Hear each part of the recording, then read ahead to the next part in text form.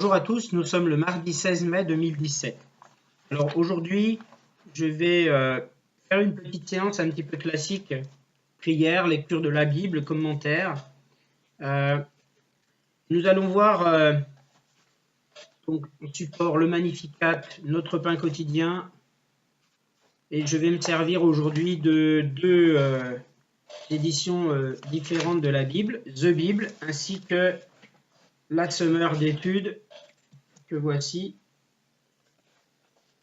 Donc, en sachant que les textes d'aujourd'hui portent notamment sur l'amour de Dieu, sur le baptême et sur, on va dire également, le renouvellement dans la vie, la paix, en fait, que nous donne le Seigneur dans les épreuves, pour se renouveler intérieurement. Auparavant, prions. Au nom du Père et du Fils et du Saint-Esprit. Amen. Notre Père qui es aux cieux, que ton nom soit sanctifié, que ton règne vienne, que ta volonté soit faite sur la terre comme au ciel. Donne-nous aujourd'hui notre pain de ce jour. Pardonne-nous nos offenses comme nous pardonnons aussi à ceux qui nous ont offensés, et ne nous laisse pas succomber à la tentation, mais délivre-nous du mal. Amen. Je vous salue Marie, pleine de grâce, le Seigneur est avec vous. Vous êtes bénie entre toutes les femmes, et Jésus, le fruit de vos entrailles, est béni. Sainte Marie, Mère de Dieu, priez pour nous pauvres pécheurs, maintenant et à l'heure de notre mort. Amen. Gloire soit au Père et au Fils et au Saint-Esprit, comme il était au commencement, maintenant et toujours, et pour les siècles des siècles. Amen. Je voudrais aujourd'hui que nous rendrions grâce à Dieu pour ses bienfaits et que nous demandions réellement à notre âme de le remercier, de le bénir, au lieu parfois de douter de lui, de douter de son amour inconditionnel, de douter de soi au point que nous ne puissions penser que nous ne sommes que des êtres humains, que des insectes, et moins que des insectes vis-à-vis de lui, moins que rien vis-à-vis de lui pour mériter son amour. Il n'est pas dans l'esprit de Dieu de voir que nous le méritons ou que nous ne le méritons pas. Il nous aime et il faut prier. Il faut prier pour que réellement nous arrivions à, tout en restant humbles vis-à-vis de nous, vis-à-vis des autres, à se sentir digne de son amour, en ayant conscience de ses propres limites, en n'ayant pas d'illusion sur soi, en restant pauvre en esprit, c'est-à-dire humble. Il faut prier pour cela. Notre relation avec Dieu en sera facilitée, en sera rassérénée.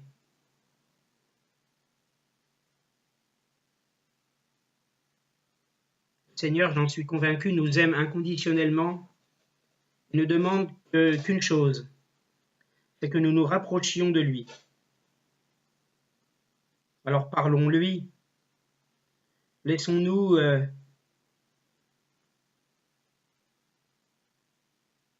nous laisser embaumer par sa chaleur. Laissons-nous nous laisser intérioriser dans son amour.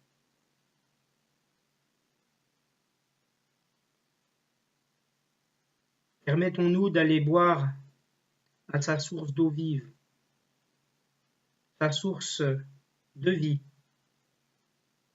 à travers la vérité, à laquelle il veut nous mener sur son chemin. Il n'y a qu'un seul chemin vers la vérité, la vie et le salut, c'est notre Seigneur Jésus. Il faut le remercier pour cela. Alors, remercions-le, rendons-lui grâce. Remercions par lui sa Sainte Mère de nous protéger aussi, d'agir pour protéger des vicissitudes de notre vie familiale. Rendons-lui grâce. Mettons-nous vraiment à genoux pour lui demander, Seigneur, sauve-moi, donne-moi la paix, donne-moi la vie, je veux te rejoindre, je veux m'approcher toujours plus de toi, mais je suis sans illusion sur moi, je sais Seigneur que je suis pécheur et que je ne puis être juge de moi-même. Parce que si je crois toujours être bon chrétien, te faire honneur, à un moment donné ou à un autre, ma nature pécheresse me prendra en faute. Pour cela, Seigneur, je sais que tu es indulgent, que tu es bon, que tu vois notre cœur plus que notre péché. Alors soyons réellement par le cœur repentants vis-à-vis de nos propres péchés et repentants aux yeux du Seigneur en lui demandant pardon, Seigneur, parce que j'ai péché. Remercions-le pour cet amour. Exaltons le Seigneur, lui qui cherche sans cesse à exalter le Père et qui sans cesse cherche à nous exalter et à se faire notre serviteur. Exaltons-le, remercions-le. Exprimons-lui réellement notre bonheur, notre joie, notre gratitude à l'avoir auprès de nous, comme guide, comme père, comme frère, comme ami.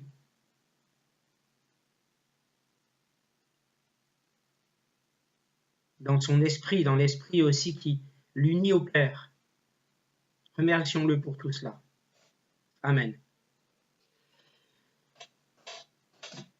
Aujourd'hui, psaume 32, dans les éditions catholiques, 33 dans les autres, une partie donc du Magnificat. Criez de joie pour le Seigneur, homme juste, homme droit, à vous la louange.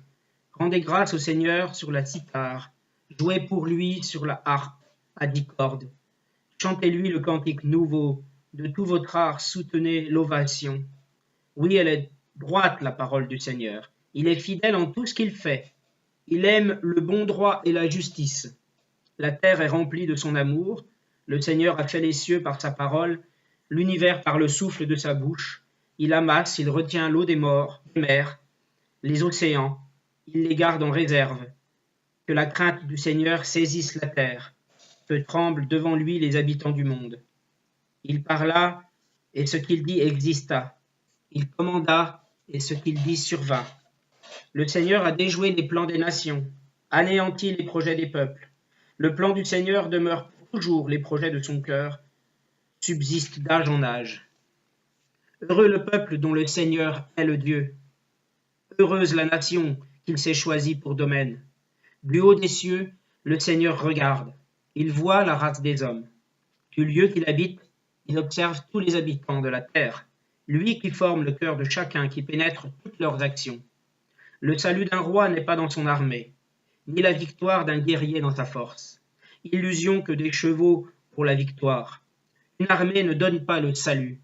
Dieu veille sur ceux qui le craignent, qui mettent leur espoir en son amour, pour les délivrer de la mort, les garder en vie au jour de famine. Nous attendons notre vie du Seigneur. Il est pour nous un appui, un bouclier. La joie de notre cœur vient de lui. Notre confiance est dans son nom très saint. Que ton amour, Seigneur, soit sur nous, comme notre espoir est en toi. Gloire au Père et au Fils et au Saint-Esprit, comme il était au commencement, maintenant et toujours, et dans les siècles des siècles. Amen. Nous allons maintenant dans le Nouveau Testament, dans le livre à Tite, chapitre 3. Alors, le Magnificat d'aujourd'hui parle ici du baptême. Nous allons simplement remonter un petit peu pour voir ce qu'il en est exactement. Simplement, je parle un tout petit peu de la lettre à Tite. La lettre à Tite interroge tout croyant sur son comportement dans la vie quotidienne. En effet, la façon de vivre d'un chrétien porte témoignage auprès de ceux qu'il rencontre. Donc c'est la lettre personnelle de Paul à Tite. Cependant, chaque croyant peut y recevoir aussi un message. Paul continue à s'occuper de ceux à qui il a confié une mission. Il écrit à Tite, chrétien d'origine non juive. Il le soutient dans sa responsabilité, il le conseille dans les décisions à prendre pour organiser la communauté chrétienne en Crète.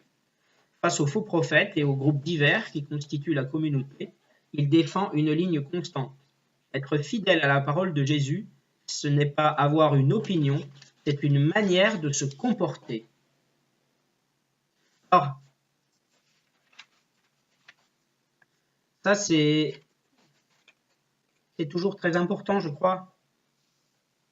Quand on va à la messe, bien sûr, on veut être fidèle à Dieu, on veut être fidèle à sa parole, l'on veut communier, l'on veut le glorifier, et l'on veut ressortir plein d'énergie nouvelle. Et presque aussi, on veut aussi, à chaque messe, mourir à soi-même et renaître. Alors, réellement, il ne suffit pas d'aller à la messe pour avoir bonne conscience et sans le cœur et uniquement avec la raison des apparences. Il suffit réellement d'aller à la messe pour soi, mais aussi pour tenter de lier avec d'autres, de vivre dans la communauté de l'Église.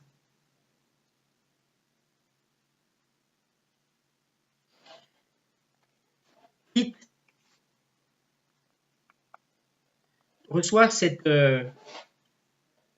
recommandation de Paul au chapitre 3, verset 1. Rappelle aux fidèles qu'ils doivent se soumettre aux dirigeants et aux autorités, qu'ils doivent leur obéir en étant prêts à faire toute action bonne. Qu'ils ne disent du mal de personne, qu'ils soient pacifiques et bienveillants, et qu'ils fassent continuellement preuve de douceur envers tous les autres. Car nous aussi, nous étions autrefois insensés, rebelles dans l'erreur. Nous étions esclaves de toutes sortes de désirs et de plaisirs. Nous vivions dans la méchanceté et l'envie. Nous nous rendions détestables et nous nous haïssions les uns les autres. Mais lorsque Dieu, notre Sauveur, a manifesté sa bonté et son amour pour les êtres humains, il nous a sauvés non point parce que nous aurions accompli des actions justes, mais parce qu'il a eu pitié de nous. Il nous a sauvés et fait naître à une vie nouvelle au travers de l'eau du baptême et par le Saint-Esprit. Car Dieu a répandu avec abondance le Saint-Esprit sur nous par Jésus-Christ notre Sauveur. Ainsi, par sa grâce, il nous rend justes à ses yeux et nous permet de recevoir la vie éternelle que nous espérons. C'est là une parole certaine.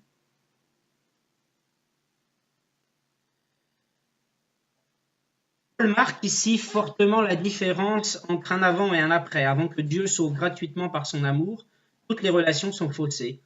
Après, une vie nouvelle est instaurée, et avec elle des relations justes. Il faut s'engager à fond dans les actions bonnes. On ne peut pas être engagé du bout des lèvres dans ce qui donne une raison de vivre. Celui qui est responsable de la communauté doit particulièrement veiller sur son unité. Après les avertissements, Paul sort le carton rouge. Cette attitude radicale interroge, mais elle est au service des personnes et de la vérité.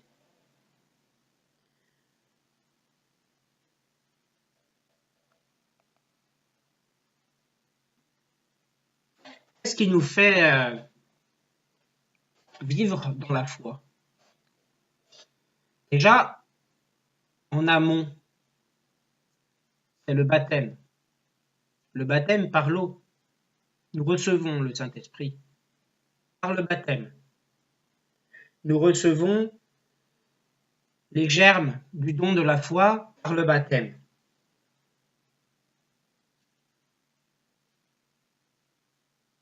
Et en aval, il est évident que la foi n'est pas vaine.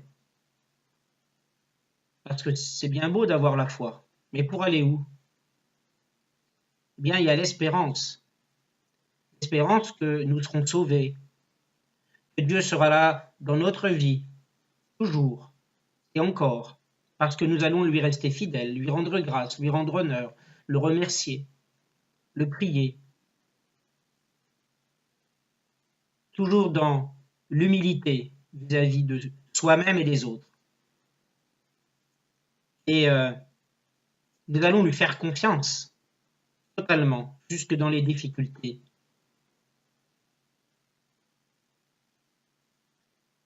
Et l'espérance va bien sûr aussi jusqu'à celle que nous aurons la vie éternelle, que nous saurons ne pas nous laisser séduire par le démon en arrivant de l'autre côté, et que nous saurons réellement prendre le bon chemin en suivant le Seigneur, en suivant tous les êtres au ciel qui nous attendent.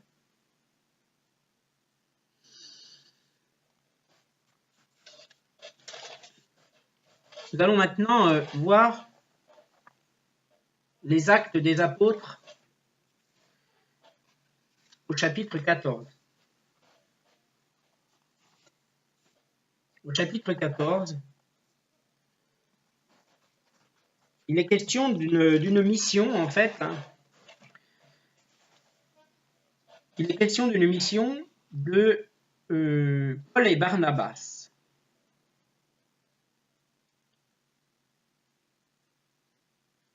C'est le témoignage de Paul et de Barnabas qui établissent à quel point ils sont enthousiastes parce que Dieu agit en tous ceux qui se tournent vers lui. Les Juifs vinrent d'Antioche, de Pisidie et d'Iconium, et ils gagnèrent la confiance de la foule. On jeta des pierres contre Paul pour le tuer, puis on le traîna hors de la ville en pensant qu'il était mort. Mais quand les croyants s'assemblèrent autour de lui, il se releva et rentra dans la ville. Le lendemain, il partit avec Barnabas pour Derbe. Paul et Barnabas annoncèrent la bonne nouvelle dans la ville de Derbe où ils firent beaucoup de disciples. Puis ils retournèrent à Lystre, à Iconium et à Antioche de Pisidie. Ils fortifiaient le cœur des croyants, les encourageaient à demeurer fermes dans la foi et leur disaient « Nous devons passer par beaucoup de souffrances pour entrer dans le royaume de Dieu. » Dans chaque église, ils leur désignèrent des anciens et après avoir jeûné et prié, ils les recommandèrent au Seigneur en qui ils avaient cru. Ils traversèrent ensuite la Pisidie et arrivèrent à Pamphylie. Ils annoncèrent la parole de Dieu à Perge, puis se rendirent à Attalie. De là, ils partirent en bateau pour Antioche de Syrie, la ville où on les avait confiés à la grâce de Dieu pour l'œuvre qu'ils avaient maintenant accomplie. Arrivés à Antioche, ils réunirent les membres de l'Église et leur racontèrent tout ce que Dieu avait réalisé pour eux et comment il avait ouvert la porte de la foi aux non-juifs eux aussi. Paul et Barnabas restèrent assez longtemps avec les croyants d'Antioche.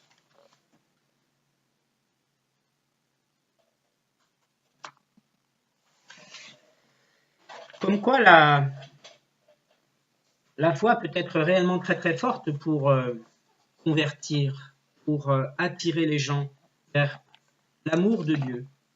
Parce que l'amour de Dieu mène au salut,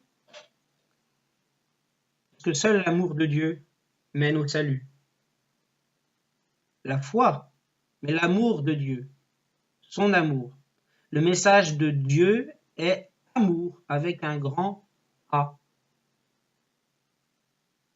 C'est le plus bel amour qu'on puisse trouver, finalement. On a l'exemple ici, on a l'exemple, l'évocation de la souffrance pour arriver dans le royaume de Dieu. Et je crois qu'il faut comprendre aussi que lorsque on n'est pas encore dans le désespoir au point de ne plus s'aimer soi-même, de ne plus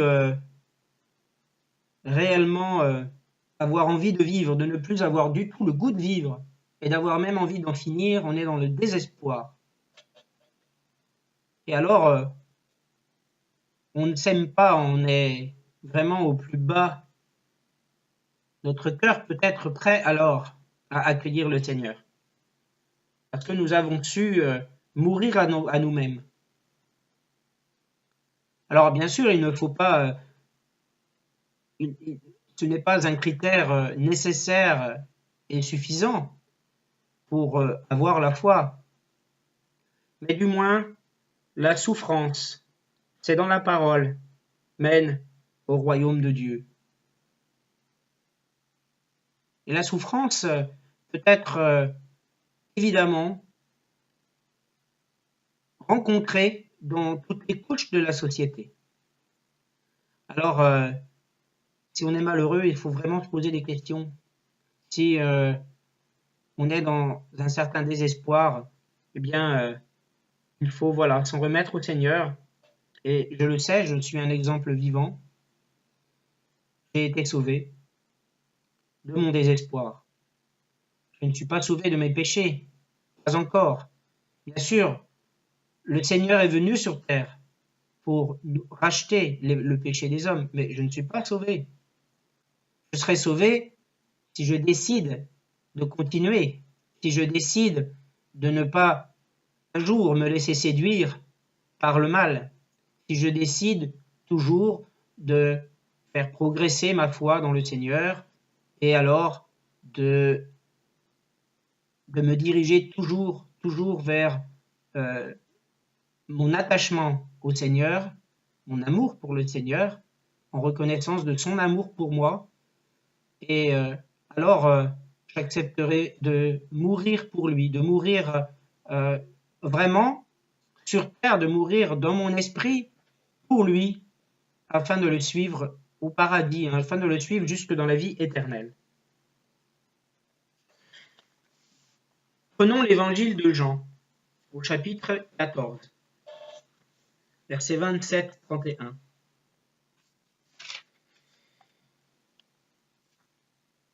L'évangile de Jean, verset 14. J'allais me tromper, j'allais prendre une lettre de Jean, mais ça n'a rien à voir. Chapitre 14, verset 27.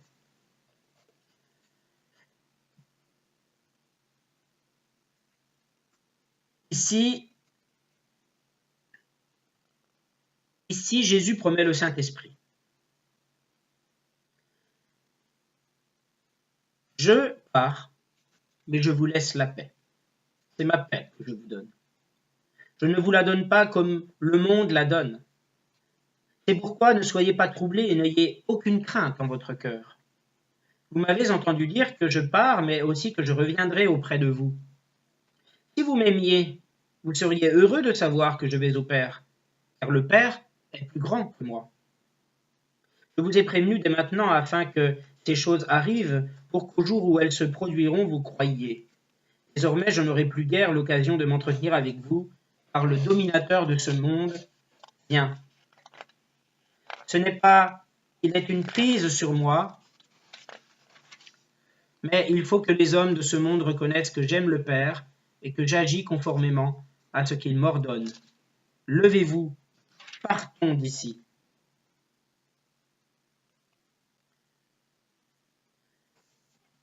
Jésus est conscient sait qu'il est pleinement dans les affaires de son Père. Déjà depuis l'âge de 12 ans, il commençait à le savoir. Jésus sait qu'il est pleinement Dieu, mais qu'il est pleinement homme. Il sait ce que les hommes vont faire de lui. Il sait parce qu'il sait que c'est dans le plan du Père. Et Jésus a été, on le rappelle, tenté dans le désert, plusieurs fois par Satan.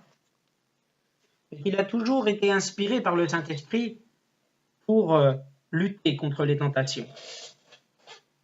Et aujourd'hui, le Fils dit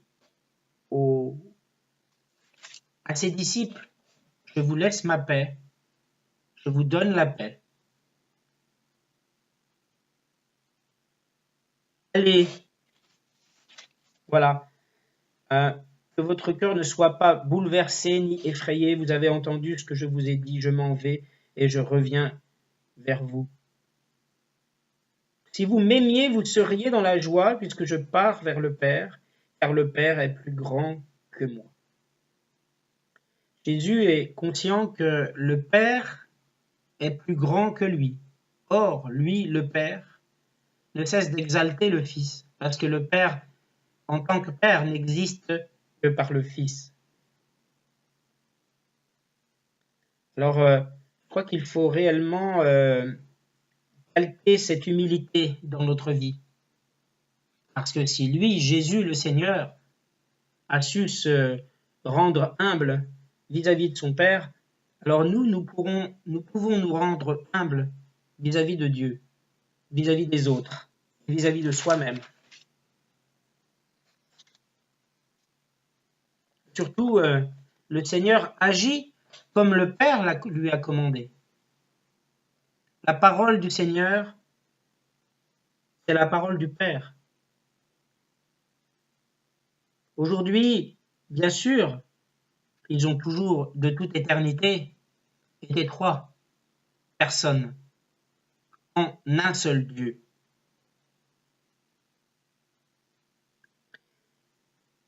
Un petit commentaire de Séraphin de Sarov, décédé en 1833, au sujet de la paix que le Seigneur nous donne. Il n'y a rien de meilleur que la paix en Jésus. Cette paix, ce trésor inestimable, notre Seigneur Jésus-Christ l'a laissé à ses disciples avant sa mort. On doit s'efforcer de toute façon de garder la paix de l'âme et de ne pas être troublé par les offenses qui viennent du prochain. Pour en arriver là, il faut réprimer de toutes ses forces la colère et porter toute son attention à éloigner de l'esprit et du cœur les impulsions néfastes. Il faut supporter les offenses avec indifférence et se créer une disposition d'esprit, comme si ces offenses ne nous regardaient pas et concernaient d'autres personnes. Cet exercice peut assurer au cœur humain la tranquillité et en faire une demeure de Dieu. Dans notre société d'aujourd'hui, il n'est quand même pas simple d'en arriver là. Mais ce sont les prescriptions de la parole. Il est évident que je pense simplement qu'il convient dans notre société de faire preuve d'un juste milieu et de ne pas manquer de respect aux autres si l'on ne veut pas que les autres nous manquent de respect. Cela ne veut pas dire qu'on doit se laisser faire en tout, mais simplement que même jusque dans l'offense que l'on subit, je crois qu'il faut être vraiment dans la tempérance. Et la tempérance, cette vertu de l'esprit nous est donnée par, bien sûr, la sagesse. En 1 Jean 5, 6, qui donc est vainqueur du monde? N'est-ce pas celui qui croit que Jésus est le Fils de Dieu? C'est lui, Jésus, qui est venu par l'eau et par le sang, non pas seulement avec l'eau, mais avec l'eau et avec le sang.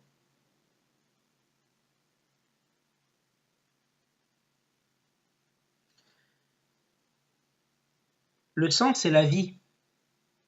L'eau aussi, c'est la vie du monde. Le sang, c'est la vie de l'homme. Jésus est venu par l'eau et par le sang, avec l'eau et avec le sang. Aujourd'hui, le Seigneur nous offre cette eau vive, cette vie. Il nous offre son corps et son sang. Il nous offre cette eau dans laquelle, alors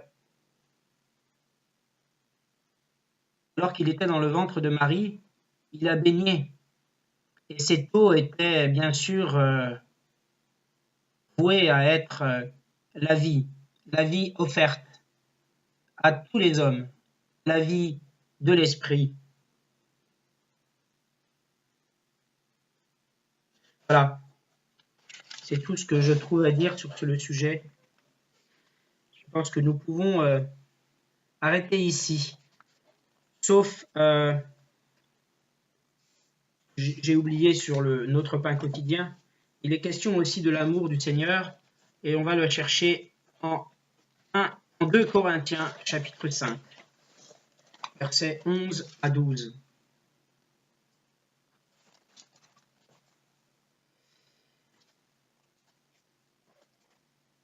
Il peut être résumé dans les termes le service de la réconciliation.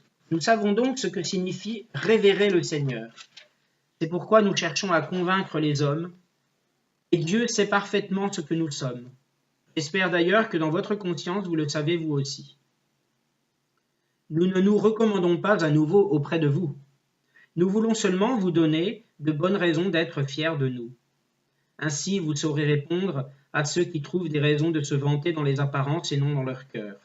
Quant à nous, il nous est arrivé de dépasser la mesure. C'est pour Dieu. Si nous montrons de la modération, c'est pour vous. En effet, l'amour du Christ nous étreint, car nous avons acquis la certitude qu'un seul homme est mort pour tous, et donc tous sont morts en lui. Et il est mort pour tous, afin que ceux qui vivent ne vivent plus pour eux-mêmes, mais pour celui qui est mort à leur place et ressuscité pour eux. Ainsi, désormais, nous ne considérons plus personne d'une manière purement humaine. Certes, autrefois, nous avons considéré le Christ de cette manière, mais ce n'est plus ainsi que nous le considérons maintenant. Ainsi, celui qui est uni au Christ est une nouvelle créature. Ce qui est ancien a disparu, et voici ce qui est nouveau est déjà là. Tout cela est l'œuvre de Dieu qui nous a réconciliés avec lui par le Christ et qui nous a confié le ministère de la réconciliation. On peut continuer de lire ce passage qui nous indique simplement que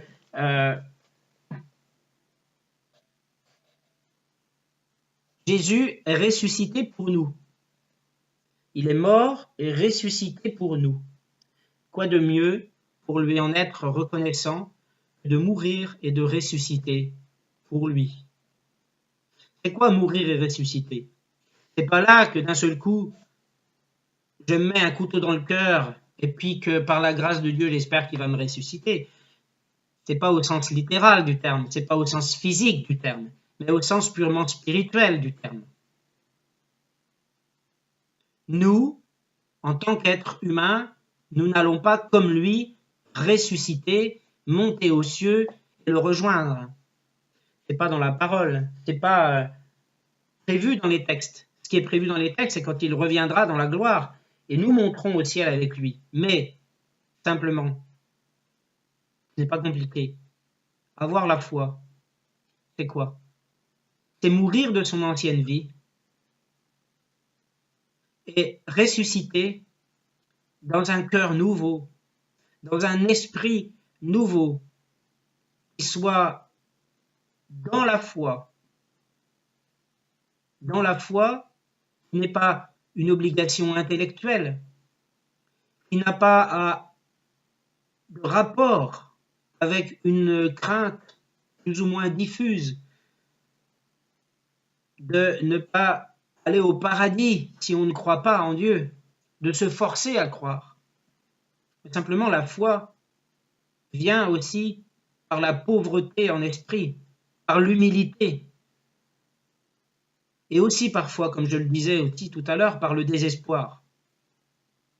La foi est donnée par Dieu, parce que notre cœur nous y appelle, parce que Dieu appelle notre cœur à nous convertir, à nous rapprocher sans cesse de notre Seigneur et à ne pas se laisser bien sûr bercer par ses acquis, mais toujours à chercher à rendre honneur à Dieu pour arriver dans la vie éternelle. C'est ce qu'il souhaite. On va arriver dans la vie éternelle. Faisons croître notre foi en mourant à soi-même pour ressusciter pour les autres et pour Jésus. Et je crois que ça, c'est capital en fait dans le processus de la foi pour se sentir chrétien vraiment, pleinement. Ou tout au moins, si ce n'est pas pleinement, parce que nous ne sommes pas des êtres parfaits, mais se sentir vraiment animé par le Christ. Qu'il vive en nous, que nous vivions en lui, et que nous vivions par lui et pour lui. Et cela, tant qu'on ne l'a pas compris, on ne peut pas décemment, à mon sens, se dire un bon chrétien, se dire un chrétien, se dire légitimement un chrétien. Moi, je vais à la messe tous les dimanches, et voilà, le reste du temps, qu'est-ce que je fais? Non, on ouvre sa Bible, on s'enrichit, on se nourrit. Notre corps a besoin d'être nourri par la nourriture habituelle. Et notre esprit, qu'est-ce qu'on fait pour notre esprit?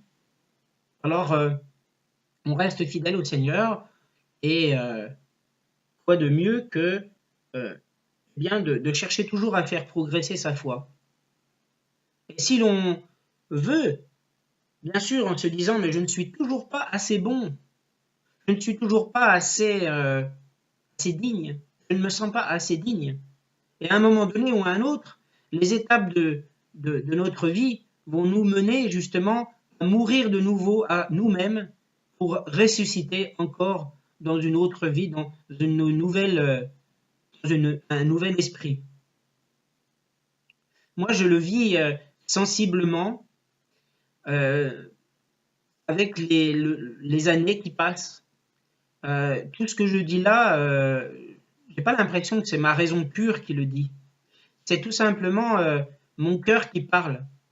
Parce que, certes, oui, alors je me documente, j'étudie beaucoup, mais simplement, j'étudie beaucoup. Je pourrais encore plus étudier. Mais je veux dire, je m'enrichis énormément, mais je reçois ce que je lis ou ce que j'écoute avec vraiment le cœur, réellement. Les choses qui me paraissent un peu mystérieuses, je veux dire par là, un petit peu difficiles à concevoir, à comprendre, même avec l'esprit, j'évite de trop en parler. Il y a des choses qui me paraissent relativement obscures, mais lorsque je dis tout cela, pour moi, c'est clair dans mon esprit spirituel et à proprement et a fortiori aussi dans mon âme. Mais je n'ai pas la sensation que c'est mon âme qui parle. J'ai plus la sensation que c'est vraiment mon esprit spirituel. Il faut avoir le courage, je crois, de savoir se remettre en cause et de prendre conscience que on est loin d'être parfait, parce qu'on est pécheur. Parce que si on était parfait, effectivement, on aurait été créé au ciel directement.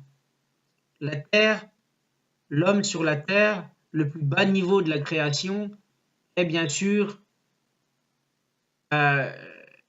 amené à mériter d'une certaine manière la vie éternelle. Alors, on aura un choix à faire. Il faut simplement que pour soi, pour les autres, pour le Seigneur, nous fassions réellement tout ce qui est en notre pouvoir pour être en communion avec notre Seigneur, pour réellement apprendre à être humble pour soi-même et à un moment donné aussi apprendre à accepter que le Seigneur nous mène vers une nouvelle étape dans notre vie qui va être que tu ne vas plus être celui que tu étais avant, mais dorénavant tu seras quelqu'un qui va être encore plus tourné vers le ciel, encore plus tourné vers la foi, vers moi, Jésus qui parle. Voilà. C'est comme ça que je conçois la chose. La vie éternelle se mérite pour autant que nous sachions faire les bons choix. Et la terre est un purgatoire. La terre, c'est le premier purgatoire avant l'arrivée dans la mort, dans le passage de la mort. Nous pouvons, bien sûr, faire des fautes, être conscients de nos limites. Et c'est pour cela que nos limites, c'est quoi? C'est de ne pas, parce que nous sommes chrétiens, parce que nous avons la foi, parce que nous progressons, même parce que nous progressons, il ne faut pas, bien sûr, se dire c'est bon, tout est acquis, je vais aller au paradis. Non, parce qu'à un moment donné ou à un autre dans notre vie, on va déraper. Je le sais. Je le sais très bien, puisque je le vis aussi parfois, je dérape. Dans mes propos parfois, voilà, dans mes aussi des pensées. Voilà. Après, bien sûr, bon, je m'en veux. Mais on est amené dans la vie réellement à faire des fautes. Qui sont plus ou moins graves, évidemment. Mais à faire des fautes. Alors c'est pour ça que l'important, c'est aussi de prier, de demander pardon au Seigneur si l'on sent que l'on n'est pas tranquille toujours avec sa conscience. Au jour le jour, on peut commettre quelques impairs qui ne portent pas forcément préjudice aux autres, mais qui vont nous poser quelques problèmes de bonne conscience. On va dire, est-ce que j'ai bien fait de dire cela? Est-ce que j'ai bien fait d'envisager cela? Est-ce que j'ai bien fait de faire quelque chose? Est-ce que j'ai bien fait d'user de mon statut de telle manière, à tel moment, pour faire telle ou telle chose, ou pour obtenir telle ou telle chose? Il y a des choses vraiment à se demander. Bien sûr, pas toujours à s'en vouloir pour tout ce qu'on fait, mais simplement toujours à réfléchir posément sur soi-même en disant, voilà, est-ce que réellement le Seigneur a voulu ça? Est-ce que le Seigneur a voulu cela? Donc voilà, ça fait bientôt 45 minutes. Je pense que l'état dans lequel je me trouve lorsque je parle comme ça, je me sens réellement comme ailleurs, quelque part, d'une certaine façon. Mais je suis conscient de tout ce que je dis. Alors, il faut prier pour que nous arrivions réellement à avoir conscience que le Seigneur nous veut, le Seigneur frappe. Frappe à la porte. Il ne refusera jamais personne. Et le Seigneur, Dieu est amour. Pour être chrétien, il faut aussi non seulement avoir la foi, une ferme assurance des choses qu'on espère et une démonstration de celles qu'on ne voit pas, mais il faut aussi vouloir progresser, recevoir spirituellement et par là même intellectuellement aussi. Mais il ne faut pas chercher, contrairement à ce que j'ai fait longtemps, il ne faut pas chercher à vouloir enrichir son âme en espérant que ça éclaire notre esprit. Je l'ai dit déjà dans une précédente vidéo, le processus doit être forcément inverse. C'est beaucoup plus facile, c'est beaucoup plus fluide, c'est beaucoup plus évident. Les informations qui nous arrivent par l'esprit vont être plus claires dans notre âme, dans notre intellect, s'ils arrivent par l'intellect, sans que justement le cœur en soit réceptif à l'origine. Donc je crois qu'il faut vraiment prendre tout cela au sérieux, prendre la messe au sérieux, prendre la communion au sérieux, prendre le culte, quel que soit le culte que le chrétien va choisir, l'orientation religieuse que le chrétien va choisir. Mais simplement, ce qui compte, ce n'est pas la religion, ce n'est pas le dogme, et ce n'est pas de s'identifier en premier, hein, je parle à la base, à une communauté, mais c'est simplement de recevoir le don de la foi, parce que notre cœur le désire très fort, et parce que notre cœur y est appelé par le Seigneur irrésistiblement, et que si l'on ferme les yeux, je crois qu'on passe à côté du bonheur, justement, dans la vie, parce que la foi, ce n'est pas quelque chose d'abstrait, c'est quelque chose de concret. C'est un mystère, mais cela offre des perspectives concrètes dans la vie. Voilà. Nous aurons l'occasion de reparler de tout cela. Merci de m'avoir écouté. Je vais prier. Prions ensemble. Seigneur, merci pour cette séance de lecture de ta parole, car je suis conscient que peut-être je n'ai pas eu cette faculté de réellement commenter tous ces passages avec la pertinence et l'inspiration qu'aurait eu un prédicateur, un pasteur, un prêtre. Et cela dit, c'est avec tout mon cœur, Seigneur, que je reçois ta parole, que je tente de la comprendre par l'Esprit.